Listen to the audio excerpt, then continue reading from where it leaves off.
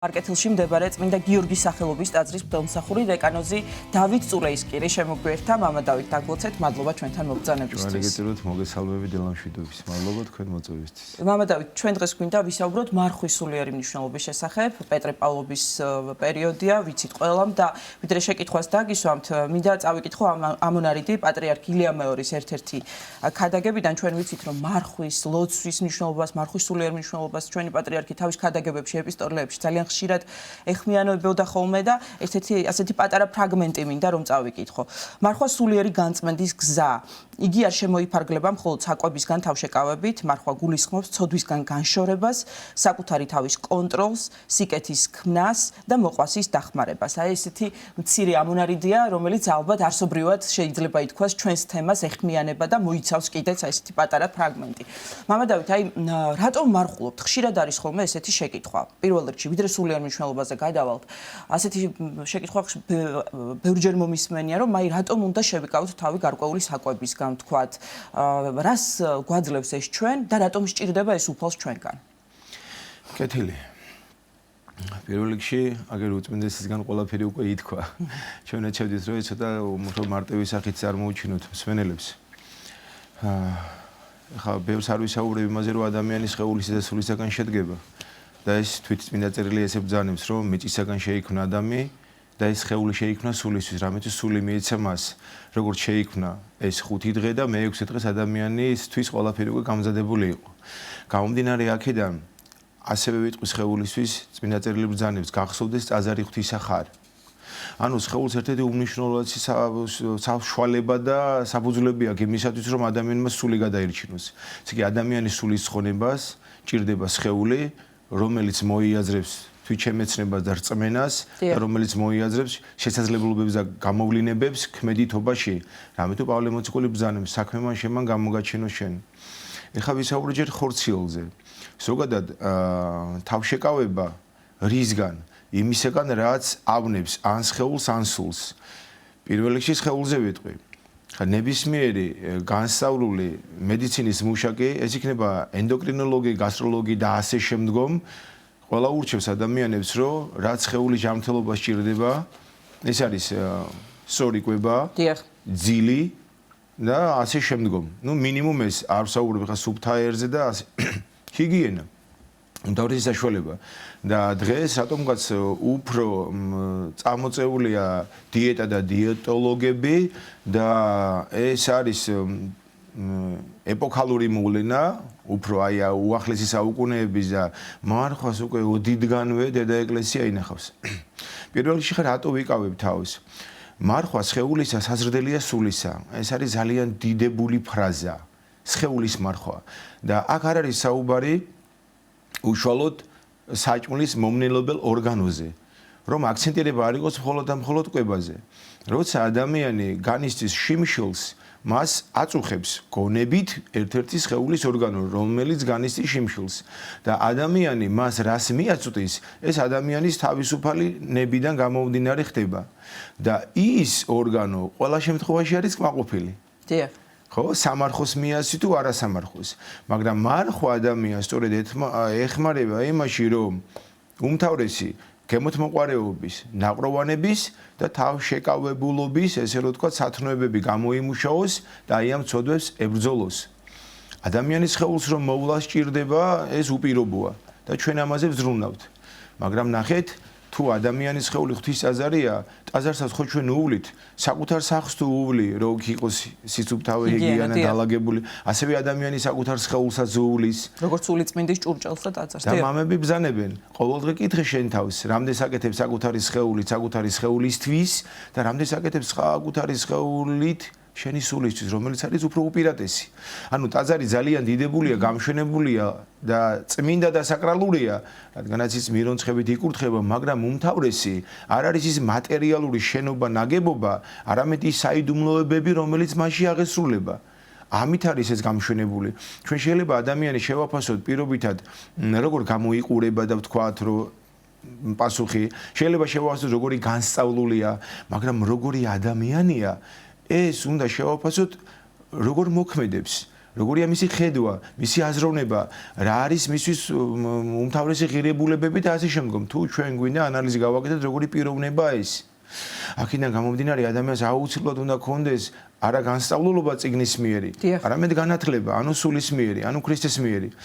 ასე რომ ჩვენ უმთავრესი ადამიანის სხეულში არის მთავარი სისხლი, რომელიც ყველა ორგანოს მიეწოდება და ჩვენ უნდა ვიზრუნოთ, რომ ჩვენი სისხლში იყოს ყველაფერი, ესე რომ ვთქვათ, უმაღლეს ფაზაში, ჩვენი საკვებიდან, ძილიდან, ჰაერიდან და წყლიდან გამომდინარე.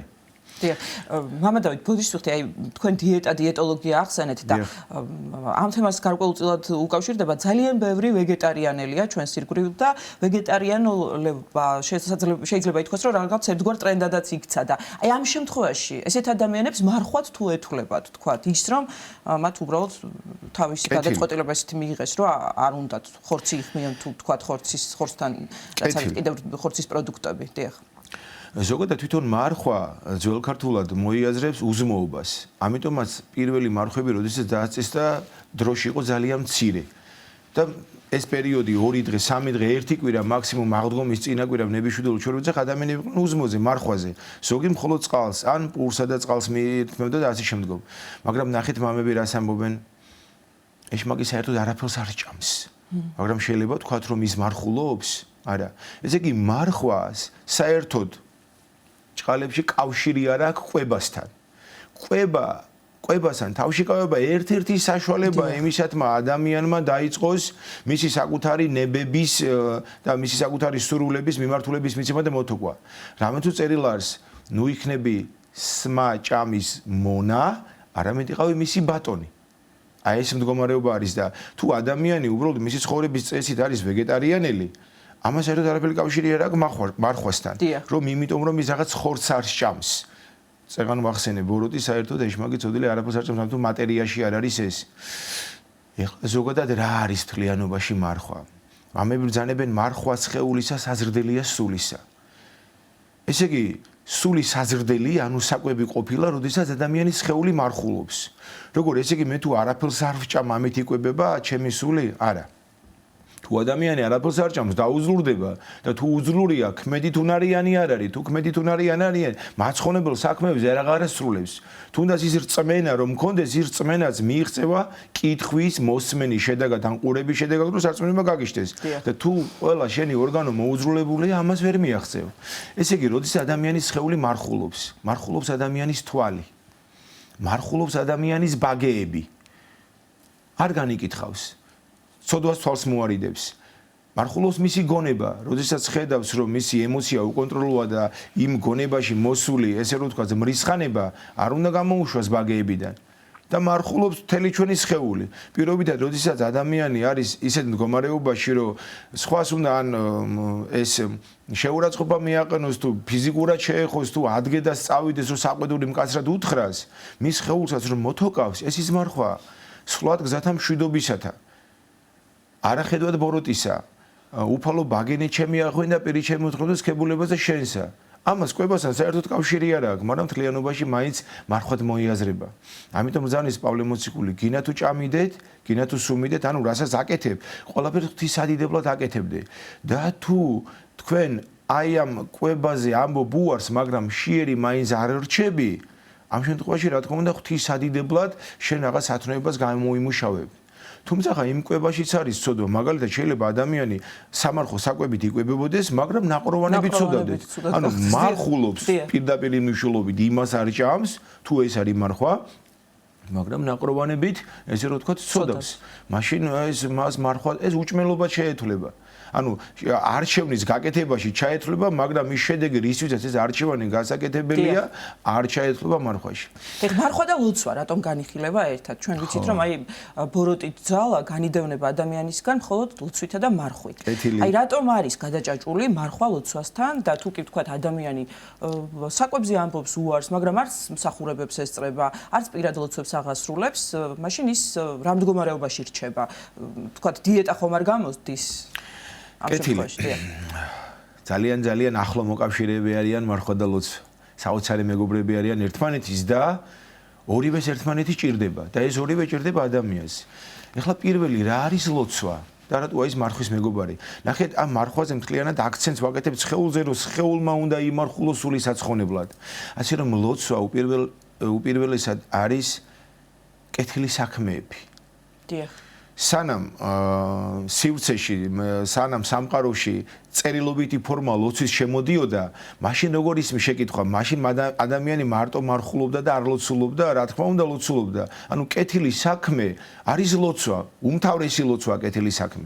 ადამიანებთან დამოკიდებულება. ჩვენ ორი ადამიანი რაღაცაზე რომ მსჯელობთ, საუბრობთ, ჩვენ უკვე ლოცულობთ.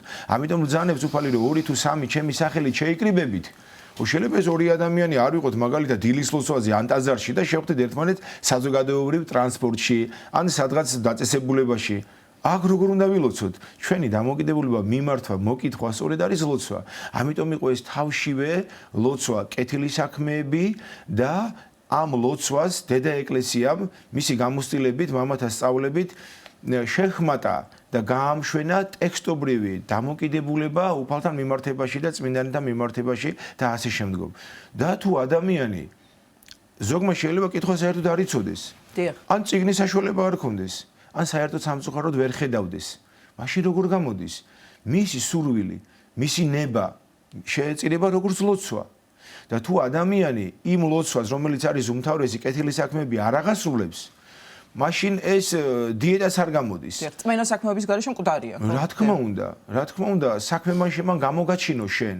ადამიანის რწმენა არის მიღწევადი მისი გონები და შემეცნებით, ანუ რას წაიკითხავს, რას მოისმენს და ანალიზის გაკეთებით და საქმეები არის გამომავლინებელი.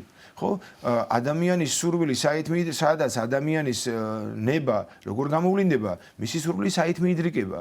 ორია ეს მოქმედება. ერთი არის სიკეთე, რომელიც ბუნებრივია, ეს გინდა თუ არა შენში უნდა იყოს რამე თუ ღვთის ხატა და მსგავსად ხარ შექმნილი და მეორე არის ადამიანის თავისუფალი ნების გამოვლინება, ანუ მისი რეალიზება, რომელიც შეიძლება ხშირ შემთხვევაში იყოს ცოდვა და დანაშაული.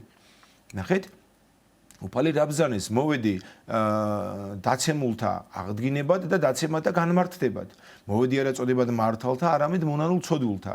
ესე იგი, უფლის განგაცება მარტო თუ რწმენისთვის ყოფილა საჭირო, ამას ან წერილობითი ფორმით, ან გამოცხადებითი ფორმით, ან სწავლებითი ფორმით მოგცევდა, მაგრამ უფალმან მატერიაში, მოქმედებაში აღასრულა ის საქმეები, რაც ჩვენ გვასწავლა, ასე უთხრა მოწაფეებს, წადი და მოიმოწაფენით ყოველ ქვეყანა და ასწავებდით მათ, რაც მე თქვენ გასწავლეთ და უთხარით ყოველივე და მერე ნათელცემდით. ანუ პირდაპირ ადამიანთან მივხვალ და მონათლო, ესე კი არა, უნდა ესაუბრო კატეხიზაციის სკოლა, ეს დედა ეკლესიაში, იმიტომ არის რომ ჯერ განსწავლო, მერე უნდა აჩვენო, შენ ამას რო განსწავლი, ცოტა შენც უნდა აჩვენო, თბილი უნდა იყო, დამთმობი უნდა იყო, თქვენ წირვას, მსახურებას რო დაესწრება მგდელსახურს ან სადმე საზოგადოებაში, შეხვდება რომ შენი ქმედება უნდა მეტყოლებდეს ქრისტიანობაზე, რომ მერე იმან ის ნათელი გარკვეული ხადაგება იყოს, ხო? რა თქმა უნდა, ყოველი საქციელი და მაგალითი. დიახ, კეთილო, როგორ ბრძანებს დედა ეკლესია, ესრებს წინავდნენ ნათელი თქვენი. რომ თქვენი საქმეები იხილონ და ამით ადიდონ თქვენი мама, ზეცათა. რა დიდი პასუხისმგებლობაა ეს.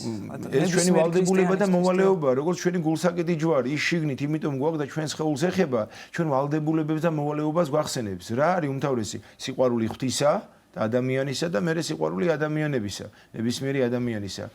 ასე რომ ეს უმთავრესი არის ლოცვა, სულიერი დამოკიდებულება. დიახ, მამა დავით, რა შეცდომებს ვუშვებთ ადამიანები ყველაზე ხშირად მარხვის პერიოდში? აი, პატრიარქის ამონარიჩი იყო გამახვილებული ყურადღება იმაზე, რომ ცოდვასთან განშორება არის ერთ-ერთი მთავარი მიზანი კიდევ მარხვის. მაგრამ ზოგჯერ ისე ხდება ხოლმე, რომ არამხოლოდ მარხვის დროს ვუშვებთ შეცდომებს, არამედ აი, მარხვაში რაღაცა ცოდვას გარკვეულს განვეშორეთ, მაგრამ დასრულდა მარხვა და ჩვენ დავუბრუნდით იმ ცოდვას. რა გამოდის? ანუ ჩვენ მარხვის ქრისტიანები ვართ? აი, რომ არ გავხდეთ მარხვის ქრისტიანები და ეს შეცდომა რომ არ სწორად ბრძანეთ, ჩვენ მარხვის ქრისტიანები არა, ზოგადად როგორც ადამიანები არ უნდა ვიყოთ კონკრეტული რაღაც დროს სივრცე გრაფიკობაში. მართლმადიდებელი დედა ეკლესიის წევრი სულ მარხულობს. სულ უნდა იმარხულოს სამყაროში ყველა ადამიანმა, ყოველი დღე. რადგანაც ჩვენთვის მარხვა რა არის უკვე ვისაუბრეთ. ბრძოლა ცოდვებთან და აღსრულება სიკეთისა. იმით კი არ ცხონდები ერთი мама ბრძანებს რომ ცოდვა არ ჩაგიდენია. მაცხოვრებელი საქმე რა გაქვს გაკეთებული. ნახეთ, ჩვენი ვალდებულება და მოვალეობა არის რომ ჩვენ ვიყოთ მზე, განღმრთობა და ჩვენს ირგვლივ ავტომატურად განათებიან და გათბებიან. და ასე რომ ეს გრაფიკულად დაწესებული გვაქვს იმისათვის რომ ადამიანი მაგალითად ბერი ხო მონასტერში უკვე სულ მწუხარე მდგომარეობაშია სულიერი სიხარულშიც აქვს მაგრამ ცხოვრებულსა მწუხარებაში შეიჭრებს საკუთარ თავს ამიტომ არის მარხვა სათნოებების დედა და ჩვენ არ ნიშნავს რომ მარხვა დავასრულე და ვიზეიმე დღესასწაული მაგრამ ამ დღესასწაულზეც თავშეკავებით ვართ მეტყველებასთან სმასთან ქცევასთან და ასე შემდგომ ესეთ ხო ეს უნდა ვამცნოთ ყველას რომ ჩვენთვის გრაფიკული მარხვა დამთავრდა ჩვენ ყოველდღე გვახსოვს დიდი პარასკევი მაგრამ ყოველდღე გვახსოვს აღდგომის სიხარული აი ეს ორი უმთავრესი რამე ჭირდება ადამიანს რომ სულ ცხოვნების გზაზე იაროს ესე რომ ვთქვათ მტკიცეთ ამისათვის აუცილებელია პირველი გონებით შედი გულში რომელი გონებით ქრისტეს მიერ განათლებული გონებით სხივი უნდა ჩაიტანო გულში აი როგორც მაგალითად რაღაცა სხეული ხტკივა პირობითად რაღაცა ხიჭვი შეგეჭორო თუ შუქი ჩამქრალია ამ ხიჭს ვერ იპოვი როგორ უნდა ამოიღო შუქი ჭირდება მას და მე თვალი თუ თვალი დახუჭე საერთოდ ვერ მიაგნებ მას ხომ აი ეს თვალი მაგრამ ტკივილს გზნობს სადაგაკ აი ეს თვალი არის ქრისტეს მიერი თვალი ქრისტეს მიერი სხივი ანუ სასწავლება რომლითაც შენი გონება არის გამსჭვალული და შედის საკუთარ სულში გული გონიერი რომ ამბობთ ხოლმე ეს არის ეს არის საკუთარი მეზ დანახვისთვის აუცილებელი არავინ არ იცის შენ იცი მარტო და უფალმა თუნდაც სარწმუნოებაში არ იყო ნებისმიერ ადამიანს შეუძლება საკუთარ თავთან დარჩენა იმიტომ რომ არ არსებობს სამყაროში ადამიანი ვისაც სინდისი არ გააჩნია ანუ ეს მოწოდება განხრობისაკენ და მეგობარი ღვთისა ხმა ღვთისა სულში და როდესაც დაინახავ შენს ტკივილს რა შვება მარხვა კურნავს ჭრილობებს და ანადგურებს ნებებს შუქი და თვალი გჭირდება რომ დაინახო ეს ხიჭვის ცოდვა როგორც ცოდვასთან გაიგებული ამოიღო გადააგდო და მოიშუშო რომ ხედავ რომ საკუთარი ჭრილობებს მე უკვე ამით შევწოდე უნდა დავიწყო მისი განკურნება და მეორე ჯერ არ შემიცოდავს მაგრამ ეს ნებები მაწუხებს ამიტომ მარხვა არის უდიდესი მეგობარი ადამიანის რომ საკუთარ თავთან დაარჩეს ანალიზი გაუკეთოს საკუთარ მდგომარეობას და განკურნება დაიწყოს სულიერი რა თქმა უნდა ასევე ფიზიკური ის მარხვა კვებითაც ესე იგი თურმე საჭირო ყოფილა. თქვენ ბრძანეთ რომ აი ძალიან მნიშვნელოვანია დიდი პარასკევის მარადიულად ხსოვნა ასევე ოთხშაბათის და აი აქედან გამომდინარე ოთხშაბათისა და პარასკევის მარხვის მნიშვნელობაზეც მინდა გკითხოთ, იმიტომ რომ ისე ხდება ხოლმე ზოგჯერ გავიხსნილებთ, აი დიდი მარხვა შევინახეთ, თქვათ ხო და მე რაღაცნაირად გავიხსნილებთ და დაგვავიწყდა ეს ოთხშაბათის და პარასკევის მარხვა და ამოვარდით ჩვეული ჩვენი ცხოვრების წესიდან. ზოგადად ძალიან მოკლე შესავალს გავაკეთებ. ადამიანი ჩემი ცხოვრების მიზანი განუშლება რა უნდა იყოს. სული ცხონება, სულის გადარჩენა, რომელიც ღვთისგან და ღვთისმშობლის მეუღებით მიიღწევა და წმინდათა შეწევნით. და ამას ჭირდება ჩვენს მიერ მიიბრძანებული ჩვენი ცხოვრების წესები, სინანული და კეთილი საქმეები. თუ შენთვის არის სულის ცხონება უპირატესი, აქედან გამომდინარე უკვე ვსაუბრობთ, რატომ არ ხულობ ოთხშაბათს. ოთხშაბათი არის სამყაროში კაცობრიობის მიერ ქრისტეს გაცემის დღედ. და პარასკევი არის კაცობრიობის მიერ გამოტანილი უმძიმესი საჯელი იმ ადამიანის მიმართ, ნახეთ, ჯერ ღმერთზე არ ვისაუბრებ, ადამიანის მიმართ, რომელიც საიდან მობრძანდა, როგორ მოვიდა პირობითა და არ ვიცით, მაგრამ ეს ადამიანი აღასრულებდა საოცრებებს, კურნავდა უძლებაში მყოფ ადამიანებს, განაცოცხლებდა და აღადგენდა მიცვალებულებს. დავრდომილებს, კეთროვნებს და ასე შემდგომ და ესეთი კეთილი უბრალოდ აი როგორც პიროვნება, ადამიანი კეთილი, როგორ შეიძლება ეს დასაჯო? ან მას რაღაცა დაუწესო რომ აი შაბათს რადო განკურდა მაგალითად და თუ მის სარწმუნოებაში შეყვალ და მის სწავლებაში თვითონ წყარო სიცოცხლის მომნიჭებელი კაცობრიობამ ჯვარზე გააკვრა. ამიტომ დედა ეკლესია მის და მის სიყვარულისა და კაცობრიობის დანაშაულის საკუთარ თავზე აღებისა რომ მე ვარ მონაწილე იმ ცოდვისა იქ რადგანაც მე იქ არ ვიყავი მაგრამ დღესაც ვცოდავ ამიტომ დღეს მე ქრისტესთან ურთიერთობა მინდა გამოვხადო თუნდაც იმ სიყვარულით რომ იმ დღეს როდესაც ჩვენ ის გავეცით და როდესაც ის ჩვენ ჯვარს ვაცვით ამ დღეს ჩვენ საკუთარ სხეულს მოვაკლოთ ზედმეტილ ხინი განა მარხვაში არ შეიძლება კაცო დაბადების დღის აღნიშვნა მაგრამ ეს მადლიერებით უნდა აღნიშნო. დილის ლოცვის შემდგომ ლოცვას არსებობს ესეთი დაწესებული დაბადების დღე საკითხავი. ან ტაძარში უნდა მიბრძანდე და მადლიერების პარაკლისი, სამადლობელო პარაკლისი უნდა გადავახტევინოთ მოძღვარს. და ამას არ ვაკეთებ და ვაკეთებ მარტო სუფრას და თუნდაც იმ ტრაპეზს მოვამზადებთ იმ სუფრას, იქაც უნდა ვიყოთ მოგრძალებით. სადღეგრძელო რა არის? ეს არის ლოცვითი ფორმა ტრაპეზე წარმოთქმული. და იქაც უნდა ვიყოთ მოგზალებით. ჩვენ ხო 7 და 8 საათი ტაძარში წირვას არ ვამსხაურობთ. იქაც რაღაც გარკვეული დროა, მაგალითად 2 საათი. 2 საათის მერე საყოფაცხოვრებო ჩვენი საქმეები გვაქვს. მაგრამ ის ლოცვა უნდა დაუთმოთ უფალს ჩვენი სულისთვის. ჩვენ სულს დაუთმოთ უფლის ადიდებლად და ასე შემდგომ. ესევეც უნდა იყოს ტრაპეზი, იქაც მოგზალებულად, მადლიერება რომ ღმერთმა ამ დღეს მომავლინა მე, ჩვენც მიბრძანდებით რომ მადლობა უფალო რომ ეს ადამიანი ამ ქვეყნად მოავლინეთ ჩემთვის საყვარელი მეგობარი, მიულოცავთ, ვიხმევთ და ესე რომ თქვა დავიშლებით და არა ეს ზედმეტი ესე რომ თქვა მე ხრეობა და ნუ ესე რომ თქვა ხრეობა. აი ეს ოთხშაბათი და პარასკევი ადამიანს უნდა ახსოვდეს. და თუ ადამიანი იტყვის რომ ის ოთხშაბათი და პარასკევი იქ იყო და მაშინ და მე იქ არ ყოფილვარ. მაგ შემთხვევაში მე ვფიქრობ ადამიანმა მაშინ ყველა დღე უნდა იმარხულოს, იმიტომ რომ აბა რამდენი ცოდვაა დღეს. რა არის ცოდვა? ადამიანის საბისუფალი ნებით უკან გადადგა ნაბიჯი ღვთისგან. ღმერთს ვერ მოშორდები დრო სივრცეში.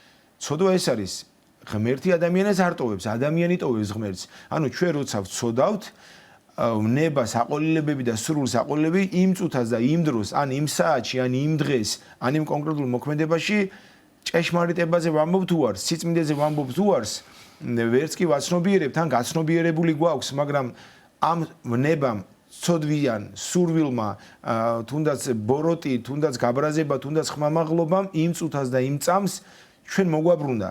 იმ გზიდან ან გაგვაჩერა იმ გზაზე, ანუ ზევით ვერ წავედით, ქრისტესთან ვერ წავედით.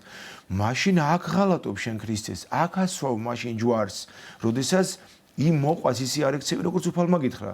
შეიყვარე უფალი ღმერთი შენი, გონებით და სულით და ძალით და ნებითა, ყოველივეთი რა შენ შეგიძლია, ანუ სიმართლე, ჭეშმარიტება, სიწმინდე შეიყვარე მოყვასი შენი, ვითარცე თავითვისი.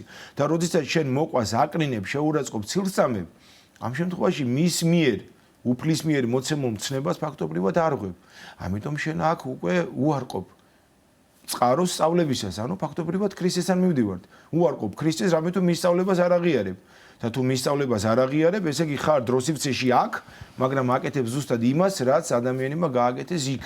დიახ, დაახლოებით 3 წუთი დაგვრჩა და ესე შემაჯამებელი შეკითხვა მინდა დაგისვათ, თუ კი ადამიანი მეტნაკლებად მაინც სწორად იმარხულებს, ილოცებს და ის რა ნაყოფის მომტანია მისთვის სულიერი თვალსაზრისით, ასევე ხორციელი თვალსაზრისით. რა შედეგი მოაქვს მარხვასა და ლოცვას? უმთავრესი დედა ეკლესიის მიერ, რომელიც მე ძალიან მიყვარს ამ სამყაროში, ყველაზე მთავარი და ყველაზე დიდი არის ჩემთვის ორი რამ. სინანული და მადლიერება. ივანე ათვისმელი როცა დადიოდა ქადაგებდა შეინანეთ. ის არ ამბობდა ეს არ ჭამეთ, ეს ჭამეთ. არც როცა წავდგებით ღვთის წინაშე უფალი არ გვეტყვის რა ვჭამდით და რა ვსვავდით. პირველ რიგში ცოდების დაწვა, განადგურება, განქარვება სინანულით ხდება და მეორე, ესე რომ ვთქვათ, სიკეთებით, აღსრულებით და მადლიერებით. რა შედეგს მიიღებს ადამიანი? აი, როდესაც ადამიანი სხვას აწყენინებს, აი, ყველა მსმენელი ხა საკუთარ თავთან დარჩეს და მე ვაწყენინე სხვას. გავიაზრე მე ეს. ეხლა უკვე მე ვძვის, რატო ვაწყენებ, რაღაცა ვნანობ. აი მე რომ მივალ და ჩავეხუტები და ის რომ აპატიებს. რას განვიცდი მაგას? ეს არის ზღვაში არა ოკეანეში წვეთი იმ სიხარულისა, რაც ადამიანს ელოდება ღვთის წინაშე წარდგომისა. და თუნდაც პირიქით. როდესაც შენ ადამიანი გულნათკენი ან გაბრაზებული ხარ, რომ ვიღაცამ შეურაცხყოფა მოგაყენა ცილი დაგსამა და საკუთარ თავს ვერ პოულობ, რომ დაიმშვიდო და ესე მოულოდნელად ის ადამიანი მოდის, გეფერება, პატიებას ხოვს, გეხუტება და გიხარია. ის კი არ გიხარია, რომ შენ გთხოვა პატიება, აი, ქრისტიანული სიხარული რა არის? ის გიხარია, ანუ ის უნდა გიხაროდეს. რომ აიხილა სულიერი თვალით. რა თქმა უნდა, კეთილო, ეს არის ყველაზე მთავარი, რომ მოყვასი შენი შეიყვარო, ნიშნავს, რომ მე იმიტომ კი არ მივდივარ, რომ შენ არ იცი და მე ვიცი. მე იმიტომ მივდივარ, რომ შენც მინდა იცოდე ის, რაც მე დარწმუნებული ვარო ძალიან კარგია. ნებისმიერი ადამიანი, რომელიც პირობითად საკუთარი სხეულიდან ჭუჭხს განდევნის, რა უხარია მას, რომ მოწესრიგებულია და სუფთად არის მინიმუმ და საზოგადოებაში გამოჩენის არ რცხვენია. რაღაც ვია კი არა, როგორც სუფთად გამოიყურები და სისუფთავებს არ ჭირდება ეხლა რაღაც ესე რომ ვთქვათ მატერიალური საშუალებები, როგორც მინიმუმ. და წარმოვიდგინეთ ეხლა როგორი სულის სიხარულია, როდესაც სულის სისუფთავე ხედავს სულში იმ ცოდვებს, რომელსაც განდევნის სინანულით და შენი დანახვა ადამიანებს უხარიათ. და შენს გიხარია მათთან ურთიერთობა, რამე თუ შენს მიერ მოვლენებული სიხარულით, ქმედებით ისინიც განათლებული და განსწავლულები არიან. პედაგოგი ძალიან ხარობს, იმით კი არა, რომ ის გაკვეთილს კარგად ახსის. მანაც სანამ დაიწყო და გაგლოს იცოდა. არა, თავისი ახსნილი, რომ ბავშვებისთვის მისაღებია, გასაგებია, მოყვებიან სწავლებაში და მომავალ კვირას ამას მოუყვებიან, ეს არის პედაგოგის სიხარული. ეს არის ექიმის სიხარული, რომ პაციენტი მოყვება და ეს არის მოძღვრის სიხარული. მირჩევა და რიგებებს ღმერთით თავისი სულიერი შვილი რო ითვალისწინებს და ეს მერე მომავალ აღსარებაში აისახება. ძალიან დიდი მადლობა ესეთი საინტერესო საუბრისთვის დაგლოცეთ. მადლობა უფალს, ჯვარი გეწეროთ, მადლობა თქვენ. პარკეთილში მდებარე წმინდა გიორგის სახელობის ტაძრის მღვდელმსახური დეკანოზი დავით წულეისკირი საუბრობდა სტუდიაში.